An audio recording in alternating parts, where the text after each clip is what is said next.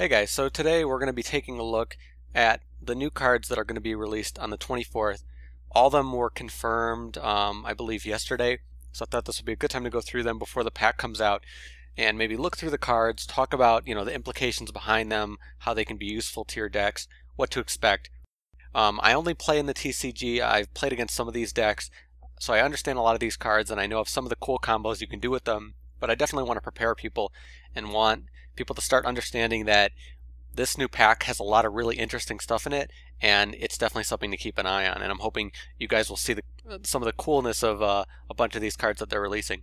So this is probably going to be in multiple parts. There's about 80 or so cards, so it'll take me a little bit to go through them all. But I'll try to, give some tips, but also try to go through them quickly so I can get through every single card, and you guys can get informed as quickly as possible. So just one by one. So the first card is Sylvan Bladefender. So obviously the Sylvans are getting released in this pack. So the first one hasn't even been released in the OCG yet, Sylvan Bladefender.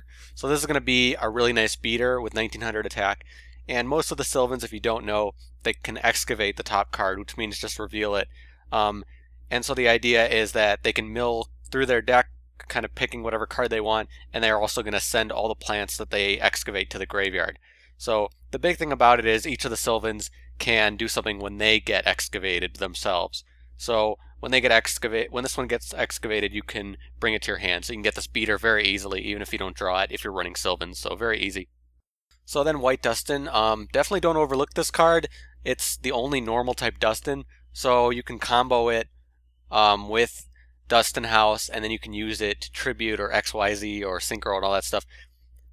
Because it's the only Dustin, it doesn't have all those stiff requirements the other Dustins have. So there can be some interesting things that people do with this. So I'm definitely excited to see that. So ZW Azura Blow is one that just works for the Utopias like the other ZW or whatever cards. This can be very, very powerful if you combine it with Utopia Ray Victory, and you can pull off like OTKs and stuff like that. So if you're running that type of deck and you're focusing on Utopias, this can be a really, really interesting card. So definitely something to keep an eye on. Gillagillancer, this is just a really great special summon card, kind of like Cyber Dragon, but it has a very big negative. But with this card, people are going to have some really quick access to 6-star XYZs if they want it, or some other potentially big combos. So definitely interested in this one. And now Rainbow Kuriboh. So Rainbow Kuriboh, I'm definitely expecting to see in a lot of decks. This is a very good card. It's kind of like a mix between Fiendish Chain and Battle Fader. You can keep a monster from attacking, and you can also banish this from the graveyard. Well, not banish it, but special summon it from the graveyard. And then when it gets killed, it gets banished. And there's also a bunch of tricks you can do with this. If you can keep this from getting banished, you can get it like a special summon from this every turn, which is insane. And then if you have cards that return it to the hand, you can use its other effect when it gets equipped on people. So with certain combos, with certain deck types, you're going to see this card a lot. And in stall decks and a lot of other decks, you're going to start to see this card. It could potentially be very, very useful. So definitely something to keep an eye on. The overlay cards are very interesting. Overlay Sniper is basically used to decrease XYZ, or decrease monsters' attacks when you have an XYZ, which can be pretty interesting because it activates from the graveyard. Overlay Booster sounds like a more interesting one because you could special summon it and bring out 5-star XYZs, and you can also do a similar thing, except you have it gain attack, which is very interesting. So these two cards between them give you a lot of options from the graveyard. So depending on what type of deck you're running, this could be very interesting. If you're running a heavy XYZ archetype that runs 4 or 5 stars, definitely keep an eye on these cards. That'll definitely give you some options from the graveyard, which usually a lot of these XYZs don't have. And a lot of the XYZs don't have super high attack, but they have really good effects. So you can start powering up your XYZs with these cards after you've used their effects, which is really nice. Photon Chargeman, I'm still kind of debating this one. This one can double its attack, but there's a lot of other Photon cards that are just as good. I guess if you want to run a ton of Photons that are all 4-star, you might as well put this in, because this can increase its original attack. And there are some things you could do with that, but not that interested in this one personally. So the two Chronomaly cards that I'm looking at, very, very interesting. This one's basically Cyber Dragon. Well, not exactly Cyber Dragon, because it's about controlling cards. It's kind of similar to that, but this gives you access to another way to special summon 5-star monsters, which obviously Chronomalies are big into that, so very, very nice. Along with that, Chronomaly Winged Sphinx is a similar thing that it can summon a level 5 Chronomaly from the graveyard. So the combo right here is special summon this guy, tribute it for this guy, and then special summon this guy. So easy 5-star XYZs, and this can give you some very, very nice options. So definitely interesting to think about when you're wanting to build a Chronomaly deck. You don't have to focus as much, on those 3-star XYZs because you have a lot more 5-star options. So then we have Deep Space Cruiser. This is a really crazy card. It's like Machina's. It's a 9-star monster with 900 attack, and you just tribute or you special summon it by sending a machine to your graveyard. So at first glance, this card is like, what are we doing here? But obviously, you can, because it's 9 stars, you can use it for some really, really crazy stuff. One of the earliest things I heard about was you can use this with Infernal Reckless Summon and then overlay to summon really, really insane level 9 XYZs, like the Hard Earth Dragon or some stuff like that. So definitely, if you have a certain deck type, I think this card could be really, really useful. So definitely keep an eye on this one. So then the Gorgonics, not too much to say about them. So Gorgonic Ghoul, he can basically keep special summoning himself when you have more copies of him, which is interesting. Gorgonic Gargoyle, another special summon when you have more rock type creatures. And you'll start to see the combo with the other Gorgonic. So Gorgonic Golem, this one kind of gets into the real like Gorgonic archetype, which is making their attack become 0. He also has a graveyard effect, which is really interesting. He can lock down one of your opponent's spell or trap cards, which is really interesting. But obviously, with his effect of making their attack 0, he'll be really nice to put into Reptilian decks, so definitely looking at that. But also, Gorgonic Cerberus, which is really important for all these guys.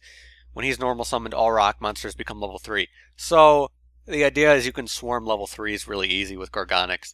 And I'm still, I haven't taken a look at the XYZ yet. There's an XYZ for this archetype. So maybe when I talk about that, I'll talk more about how these guys work with that. But so far, you can easily see it's kind of an archetype that focuses on some swarming with rock-type monsters, but then also with 0 attack stuff. So interesting. We'll see kind of how that develops. And the final few cards I'm going to take a look at are just some of the other Sylvans. So Sylvan Peaskeeper is a really interesting one. This one, thing about him is he excavates when he gets normal or special summoned. So it can be pretty interesting. One of the big things about this is that you can special summon some of the monsters in your graveyard when you're excavating, which is really, really interesting. So even though he's very weak, I still think there's some pretty interesting things that you can do with him. You can also combo him with some of the very powerful low-level plant monsters like Spore and Copy Plant, Lone Fire. So you can do some really crazy combos depending on what you're doing with this card. Then Sylvan Komushroomor.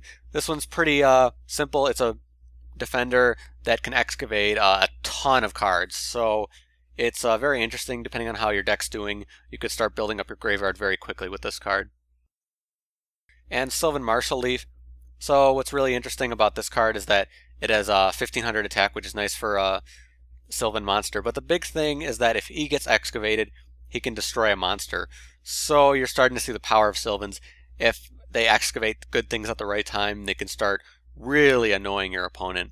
I also forgot to mention Komushroomor. If he gets excavated, he also destroys a spell or trap. So that's definitely the thing you want to keep in mind between the Sylvans, is most of them can excavate, but when they get excavated, you really want to see what they can do with it. And then Sylvan Flowerknight. So another beater, 1800 attack. Very nice. The big thing about him is that when he gets excavated, you can get a Sylvan and put it on top of your deck. So now you're starting to see the power behind Sylvans kind of loading their deck, setting up whatever they need. It's not so random because you can start loading your deck with whatever effect you want to use for the Sylvans, and then start loading your graveyard on top of it. So you can start to see the real power of these cards when they come together. And finally, the final card I'm going to take a look at right now is Sylvan Guardioak. So this is kind of similar to a Flowerknight right here. 2400 attack, obviously an okay tribute monster. A lot of archetypes don't run a tribute monster these days, but this one might be interesting. One of the big things about this is so he can do this kind of the same thing, that he can place a Sylvan monster on top of his deck, or it could be any other plant monster. So The big deal behind this is that he can be used in a lot of other plant decks, and then you could start loading your deck from your graveyard, so you could start reusing a lot of powerful plant effects. So we might start seeing this in other decks. Still not sure yet. But again, so these are just my very initial impressions on all these cards. Again, I haven't played with any of them. I'm still waiting until they actually come out to start making decks using them. But for my initial impressions, I can start to see uses for almost every card. And there's a lot of other cards to go through. You know, next part I'll probably be talking about the Boojins that are coming out and some of the ghost tricks and stuff like that. But I'm very excited for this pack, and I think you should be too, depending on what type of deck you're going to run. But yeah, very exciting stuff. I hope you guys like these videos, and hopefully you'll like seeing more and getting more information on some of the new cards that we'll get to be seeing very soon. But as always, thank you guys for watching. I'll see you later.